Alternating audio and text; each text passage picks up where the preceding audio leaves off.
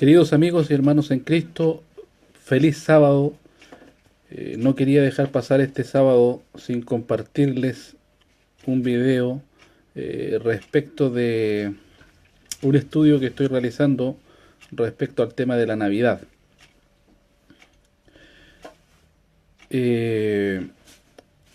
La idea, cada vez que estudiamos un tema, una situación, doctrina, es que investiguemos a través de la escritura el origen de lo que vamos a estudiar, de lo que vamos a enseñar, de lo que se nos está enseñando.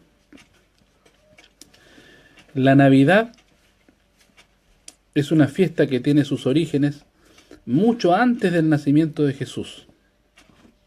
Los romanos celebraban una fiesta llamada Saturnalia en el solsticio de invierno, fecha 21 de diciembre, y esto correspondía al nacimiento del dios Sol.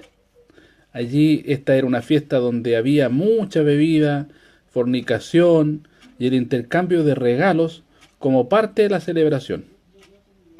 Esta fiesta entera se llamaba Dies Natalis Solis Invictus, o nacimiento del Sol Invicto. El nacimiento del dios Sol Baal. En todas las culturas es el día 25 de diciembre. ¿Por qué digo en todas las culturas? Porque en la cultura que usted estudie, que investigue, que lo puede hacer, encontrará información que siempre aparece un dios Sol. En las distintas culturas, el dios Sol históricamente era adorado, era un culto pagano. En Roma no era distinto, y Saturnalia era una fiesta que celebraba entonces al dios Sol.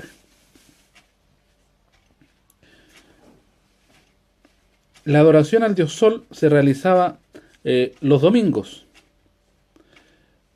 y esta fue liderada por Constantino, emperador de Roma, que fue quien convocó el primer concilio de Nicea en 325. Este Constantino otorgó la legitimidad al cristianismo en el Imperio Romano por primera vez. Aquí es donde comienza la historia del cristianismo con el paganismo, su relación.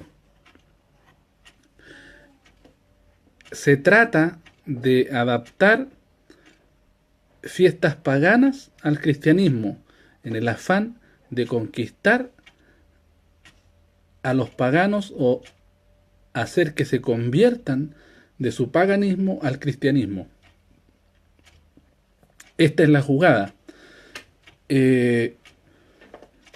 Como les decía, el emperador Constantino en el concilio de Nicea le otorga entonces la legitimidad al cristianismo en el Imperio Romano por primera vez, y comienza como una religión ya no perseguida sino legítima. Constantino llamó a la deidad del Sol Sol Invicto mi compañero. Su edicto del año 321 legisló que el venerable día del Sol, domingo, Sunday en inglés, fuera día de descanso. Este descanso fue ordenado en honor al Sol y no en honor a Jesucristo. Jesús en realidad nació en tabernáculos o Sukkot entre septiembre y octubre. Esto ya corresponde a otro estudio.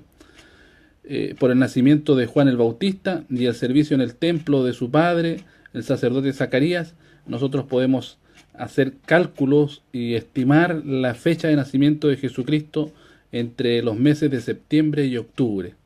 Esa es la verdadera fecha, no la fecha exacta, es la fecha aproximada del nacimiento de Jesús. Eso es importante.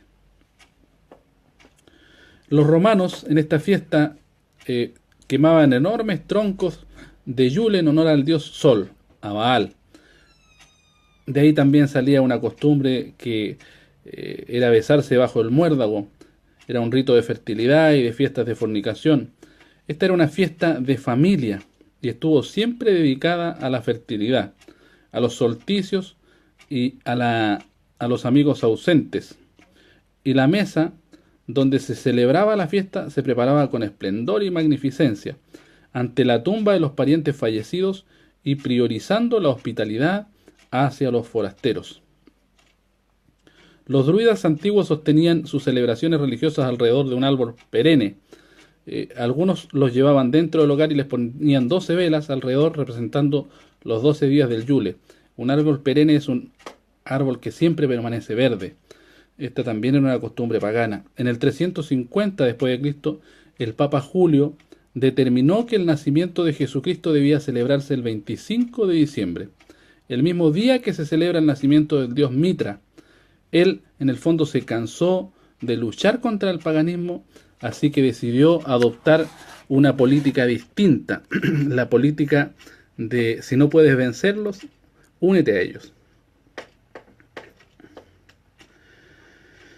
Tomó esa fecha porque en el calendario juliano el solsticio de invierno ocurría en ese día, siendo este acontecimiento festejado por muchos pueblos del hemisferio norte como un nuevo renacer del ciclo de la vida.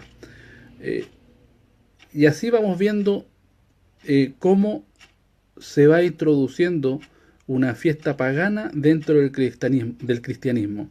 Por ejemplo, el disco del sol si ustedes se fijan, buscan imágenes, en el árbol de Navidad, sobre todo en Estados Unidos, se usa mucho una estrella de 8 puntas, que en realidad es un honor al disco del sol. También esa misma estrella o ese mismo disco se ubica en los obeliscos, también en árboles perennes se usaba.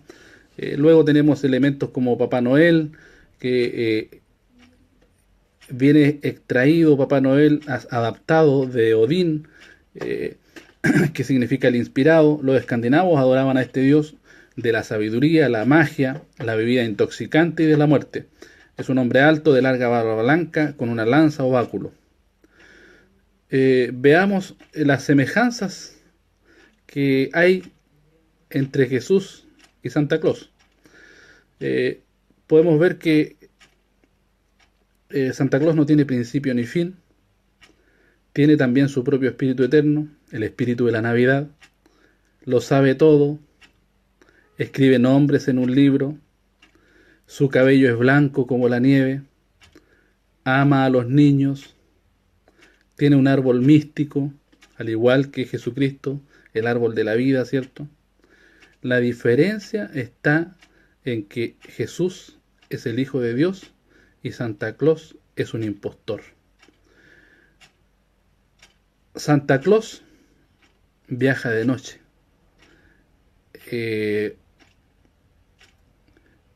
Todo lo que hace el enemigo lo hace en las tinieblas. No así lo que hace Jesucristo, que es luz, que disipa las tinieblas. Santa Claus está dentro de sus deseos el darte todo lo que tu carne desea. Jesucristo no. Jesucristo es enemigo de los deseos de la carne. Un dato importante es el hecho de que en el diccionario de inglés Oxford el viejo Nick, como se le llama también a Santa Claus, es Satanás, es Lucifer, Belcebú, el diablo. Eso en el diccionario de inglés Oxford. Pero usted me va a decir seguramente, eso que usted me está contando, que viene de la fiesta pagana, que son celebraciones adaptadas, que no aparecen en la Biblia, que se diferencian mucho de Jesucristo y de lo que Dios espera de nosotros, usted me va a decir, pero eso no es lo que representa para mí. Ese es uno de los primeros argumentos que nosotros usamos cuando queremos encontrarle un sentido o darle un sentido distinto a una fiesta, al igual que el Papa que la inició. Y ahí es donde nosotros tenemos que enfrentarnos a la Escritura y entender que lo importante no es lo que yo piense, Lo importante no es el sentido que yo quiera darle, porque no soy yo el que recibe la adoración. Es Dios quien recibe la adoración. Y es Él quien define un estándar o estándares a través de todo el largo y ancho de la Escritura respecto de la adoración que a Él le agrada, la adoración por Él ordenada. Y eso es lo que nosotros tenemos que aprender a comprender, a discernir y a respetar.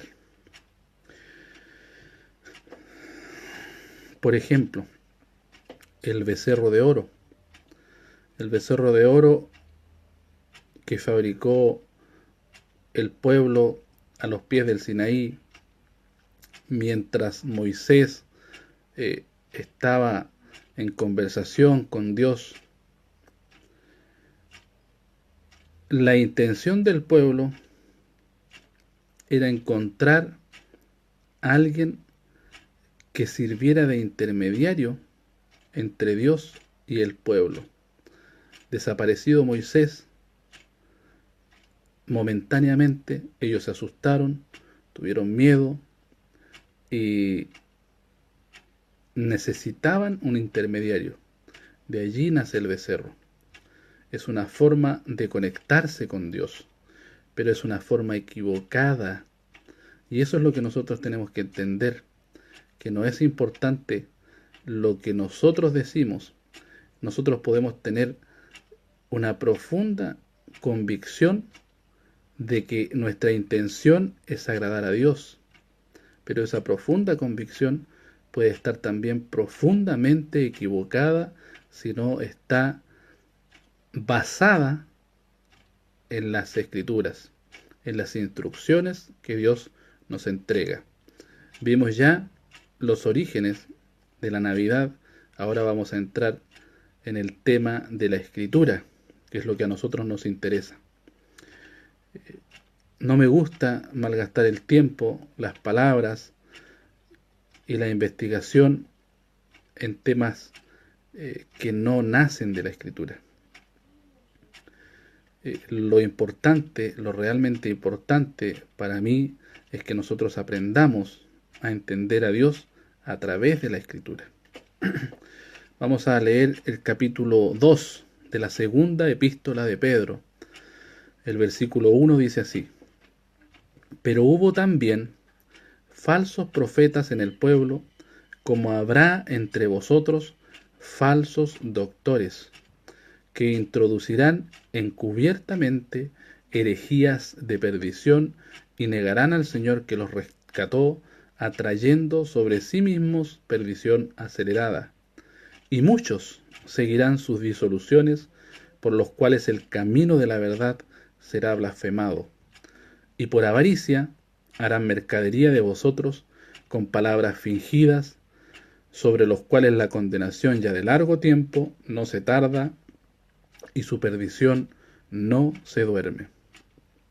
El apóstol Pablo le está hablando a la iglesia, a los primeros cristianos, a la iglesia primitiva, y está haciendo un análisis de lo que viene y está explicándoles que exactamente lo mismo que pasó en el Israel antiguo va a pasar dentro de la iglesia primitiva.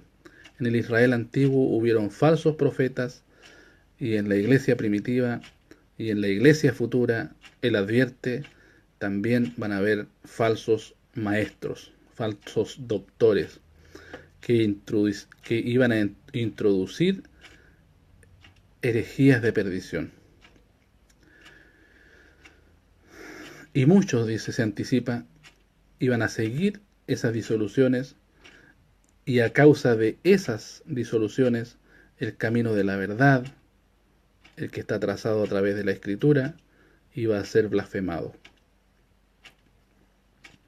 Este versículo es precedido por otros en el capítulo 1 de la epístola 2 de Pedro, versículo 19, donde dice: Tenemos también la palabra profética más permanente, a la cual hacéis bien de estar atentos como a una antorcha que alumbra en lugar oscuro hasta que el día esclarezca y el lucero de la mañana salga en vuestros corazones.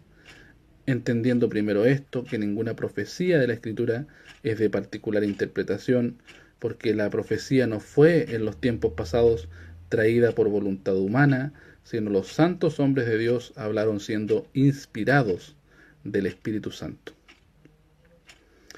Esto es muy importante. La cita anterior, Pedro nos explicaba que tal como en Israel hubieron profetas equivocados, dentro de la iglesia también iban a haber maestros que nos iban a arrastrar a enseñanzas equivocadas. La Navidad es una enseñanza equivocada. Es una enseñanza que no está en la Escritura. Y Pedro nos llama la atención respecto de en la dirección que nosotros debemos mirar. La palabra profética más permanente. Y esa es una alusión directa a todas las instrucciones que Dios entrega a través de todo el Antiguo Testamento. Y esas instrucciones fueron escritas, dice el apóstol Pedro, por hombres siendo inspirados del Espíritu Santo.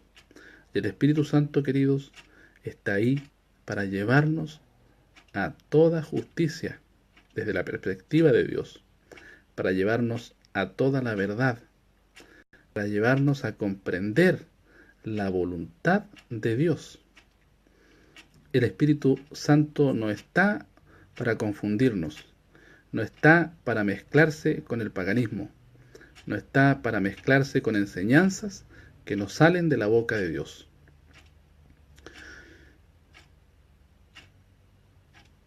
Segunda de Timoteo, capítulo 3, versículo 1 en adelante. Esto también sepas, que en los postreros días vendrán tiempos peligrosos, que habrá hombres amadores de sí mismos, avaros, vanagloriosos, soberbios, detractores, desobedientes a los padres, ingratos, sin santidad. Esto es muy importante, sin santidad. Maestros que no les interesa la santidad que Dios quiere que persigamos. Sin afecto, desleales, calumniadores, destemplados, crueles, aborrecedores de lo bueno, traidores, arrebatados, hinchados, amadores de los deleites más que de Dios, teniendo apariencia de piedad, mas habiendo negado la eficacia de ellos. Y a estos evita. Ese es el consejo de Pablo. El consejo de Pablo es a evitar a aquellos maestros que no les interesa la santidad, que les interesa más el deleite de la carne que la adoración verdadera a Dios. Y yo quiero invitarles a reflexionar respecto de la Navidad, que no es una fiesta bíblica, que no está instruida por Dios y que en realidad es más un deleite de la carne que adoración sincera, real, ordenada por Dios. Efesios 2, versículo 19, dice: así que ya no sois extranjeros ni advenedizos, sino juntamente ciudadanos con los santos y domésticos de Dios, edificados sobre el fundamento de los apóstoles y profetas, siendo la principal piedra del ángulo Jesucristo mismo. Pablo nos está diciendo que cuando nosotros aceptamos a Jesucristo, ya no somos más extranjeros al pueblo de Israel. No somos advenedizos, sino somos conciudadanos con los santos y domésticos de Dios. Eso significa que pasamos a formar parte del Israel de Dios, del Israel espiritual. Y como tales, debemos ser edificados sobre el fundamento de los apóstoles y profetas, es decir, sobre la escritura del Antiguo Testamento, siendo la principal piedra del ángulo Jesucristo mismo. Y Jesucristo no nos ha dado instrucción de celebrar el cumpleaños del Hijo de Dios. Jesucristo no nos ha instruido a celebrar su cumpleaños.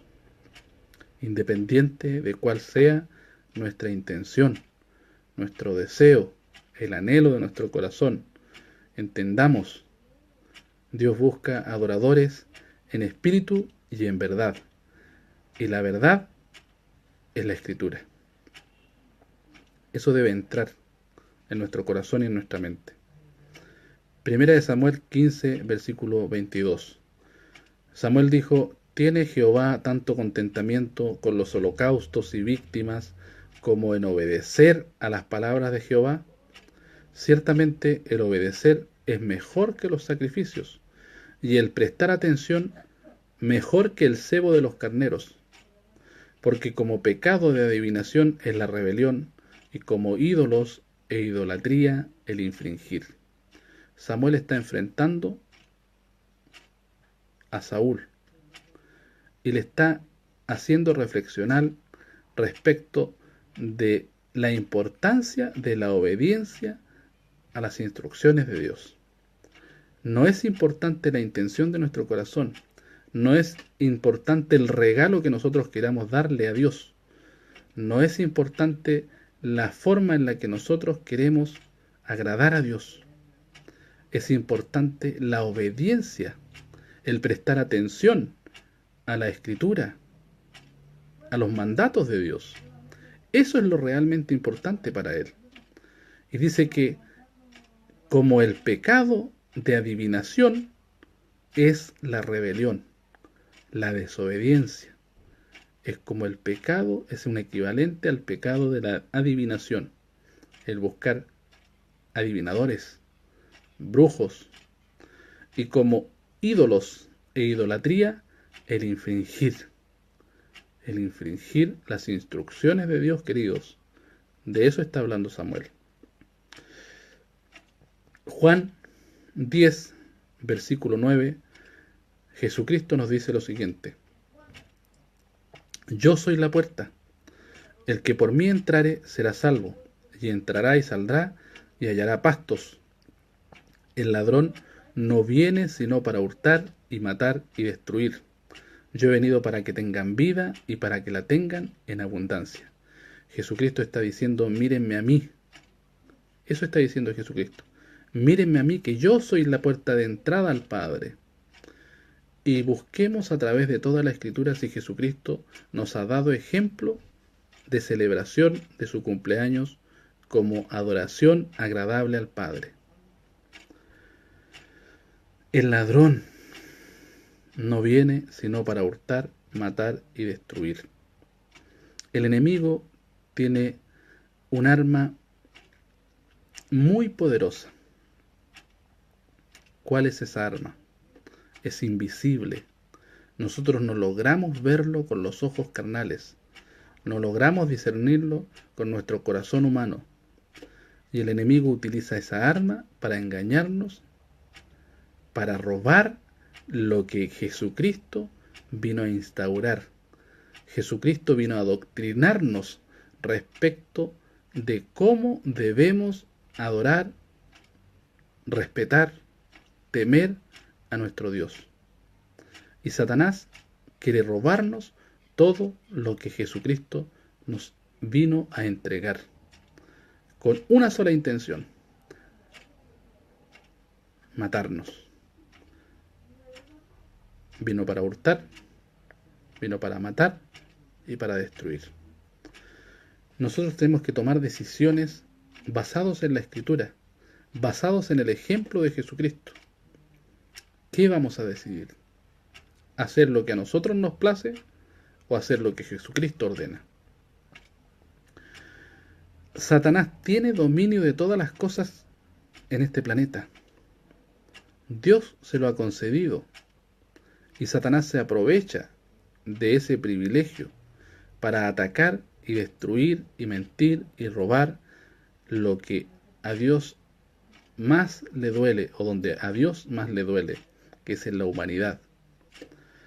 El príncipe de este mundo, dice Juan 16:11, ese es Satanás. Jesucristo lo llama el príncipe de este mundo. Juan 10:1 dice, de cierto os digo, el que no entra por la puerta en el corral de las ovejas, mas sube por otra parte, el tal es ladrón y robador. Y aquí Jesucristo se empieza a poner duro. Y aquí nosotros tenemos que entender y escuchar a nuestro pastor, a Jesucristo, al buen pastor. Él dice que el que no entra por la puerta en el corral de las ovejas, es decir, a través de su ejemplo, y sube por otra parte, ese es ladrón y es robador. O sea, antes dijo que el ladrón era Satanás, el príncipe de este mundo. Ahora nos está diciendo que el que no entra por la puerta señalada por él, también es un ladrón, es un robador. Yo no sé usted, pero yo quiero entrar por la puerta que Jesucristo ha señalado, por la puerta de adoración que Jesucristo nos ha instruido, que la ley que los profetas, que los apóstoles enseñaron a la iglesia primitiva. No quiero dejarme engañar ni permitirle al enemigo que me utilice.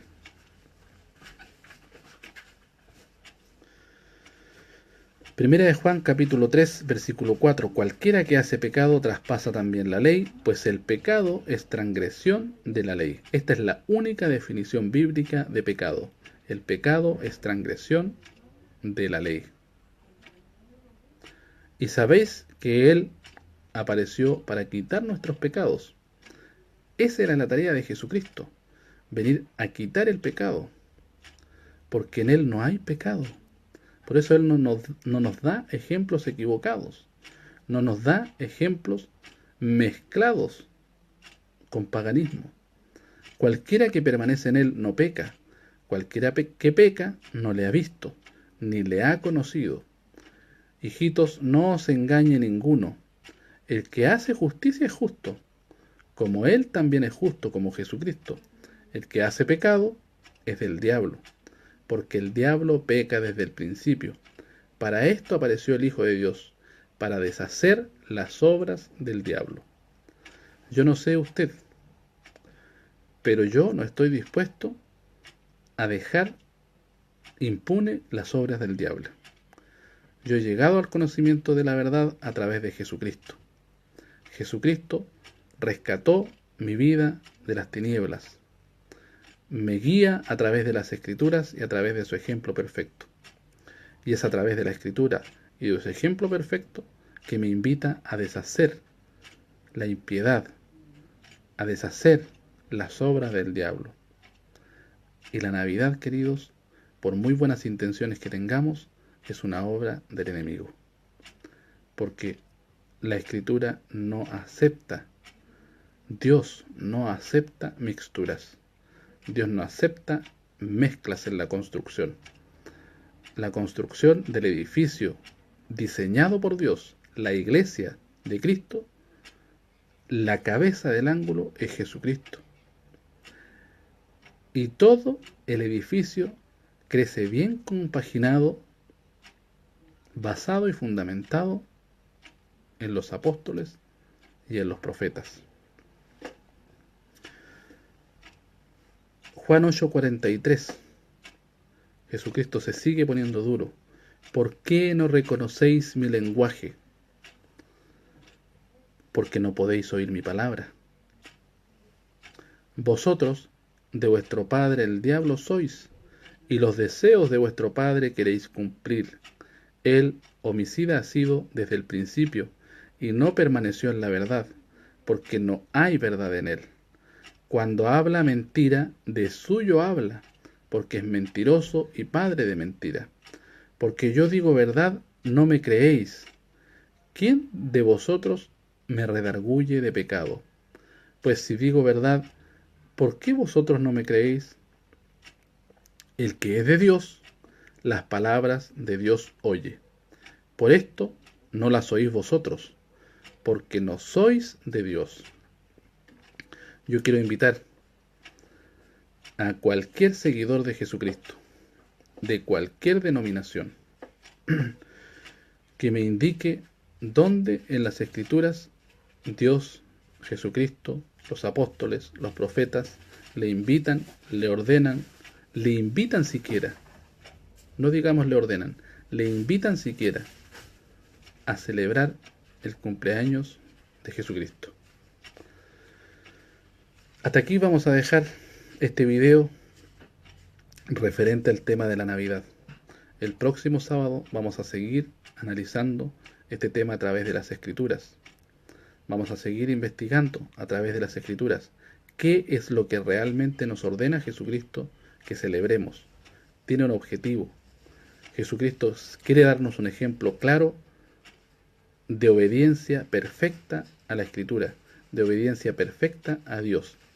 Y si usted quiere agradar a Dios, yo sé que usted quiere agradar a Dios, hágalo de la forma diseñada por Dios, no de la forma diseñada por falsos maestros, que se alejan de la verdad, que hacen mercadería del cristianismo, del evangelio, amadores de sí mismos, que no le interesa entrar por la puerta señalada por Jesucristo, y que al no hacerlo de la forma diseñada, indicada, señalada por Jesucristo, se convierten en robadores, en hurtadores, tal como lo dice la Escritura. Que el Señor le bendiga, que tenga un hermoso y bendecido día sábado. Nos vemos el próximo sábado. Que Dios le bendiga.